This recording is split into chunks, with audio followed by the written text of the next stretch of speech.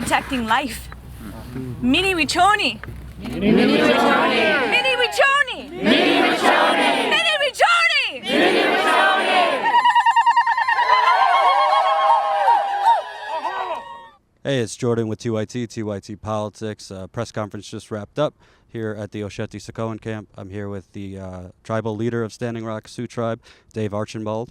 And I just wanted to get from you, I know you mentioned in the press conference, direct response. What is your interpretation of what they meant in that letter by December 5th? Do you view this as something where they will come in, clear out the camp, or you view this as something where they're just informing you on that date it will no longer be available for recreational use? Right, that's how I view it. They close the camp for, not the camp, they close the core lands north of the Cannonball River to hunting, fishing. We are in hunting season in North Dakota, and to recreation. So that can include camps, but I haven't heard that it's an eviction. It's just letting us know that they would like to close it to camping for recreation, and so we'll just wait and see. If there's another notice that force will be coming, then hopefully they'll give us the courtesy so that we can prepare for it. And, obviously in the letter they were talking about specifically things that were law-breaking on this land. There was no mention of the countless laws that have been broken by the North Dakota police. I mean, I've been here 5 times. Between the not reading people their rights, illegal strip searches, chemical weapons use, rubber bullets, point-blank range, I could go on. What's your response that it seems like they're talking about trivial things? Obviously, we don't want to pollute or anything like that, but there's no recognition of the North Dakota police or the private mercenaries the oil pipeline is commissioned. I just say, we have to be mindful of who we are and what we're doing. These lands are, if they are truly sacred to us, then why are we punching holes all over? Why are we leaving garbage everywhere? We shouldn't be giving them an excuse. If this camp is truly all about prayer and peace and Mother Earth, then we should be taking care of her. So we're giving them a reason for these lands to be closed for unlawful behavior, but I don't think it's unlawful. And I've noticed the force escalate with law enforcement, using untrained guard dogs to billy clubs to rubber bullets to sound concussion.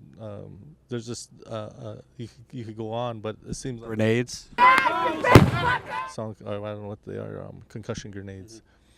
So you can see, and water and freezing temperatures. So you can see the force increasing, and they'll come up with every reason, every excuse for them to use the force, and it's escalating. And as it escalates, and there's more and more people, I think everybody's concerned for safety.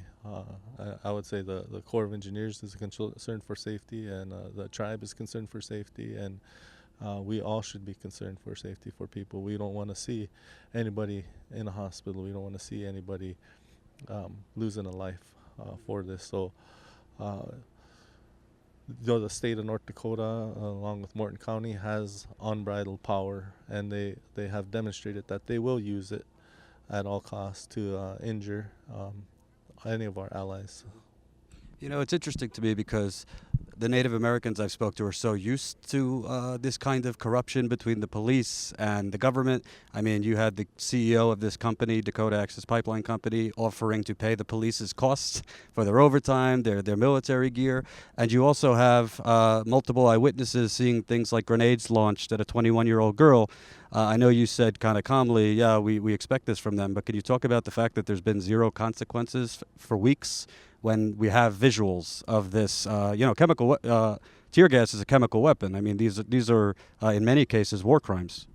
Yeah, it's always gonna be there, regardless. The abuse and the treatment has existed, but I think it's just now becoming more and more apparent that, and it's starting to surface. So we understand that, and we know that, and we have to be mindful. We all have to. If we know that the law enforcement is using this kind of force, we can't become a victim. We have to understand that they have weapons, we don't, and so we have to be mindful of that. And when it happens to us, we can't be the victim anymore, because we went to where harm is being done. And what does it say to you that in America, if there's riots in the streets of Ferguson, Baltimore, all these urban areas, black men getting shot, you have news anchors, news reporters on the ground immediately. They're there 24/7, rightly so. I mean, that's a story that should be covered. But here, if there's an oil company involved, if it's Native Americans, they don't seem to have the time to come down here. Today was a good showing of the media, but by and large, there's been a very small national mainstream media presence. I don't think the media really is interested in prayer and peace. The media is interested in loss of life and extreme damages to people, so extreme force. And so right now what we're witnessing is just almost like a blackout from the media. The only reason why we're getting the attention is because of social media and people being their own reporters of showing what's really happening, and that's building awareness, and that's why we have so many people coming to stand with us. It isn't because of mass media outlets, but I do think because of the efforts of all that are coming and standing with us, the mass media is starting to build awareness, and we do have some outlets that are following the story and reporting. So it's all unfortunate that it's not an extreme incident that brings them in. That's taking place. It's peace and prayer. Last question. I think when there has been attention, it's mostly been on the grisly scenes we see with tear gas and pepper spray and all these things. Could you kind of talk about some of the more powerful and beautiful things that you've seen at camp? I mean, I've been here 5 times. I've been covering it since September. There's really, to a non-native, some moments that have moved me. Can you kind of talk about, from your point of view, what people should know this camp really is about, and the indigenous movement that's kind of rallied around here, what it's about? I think that from the beginning, what Standing Rock had said, and what the youth have said, and what the elders have said, and what the spirits have said was, we could defeat this pipeline if we use peace and prayer and nonviolence.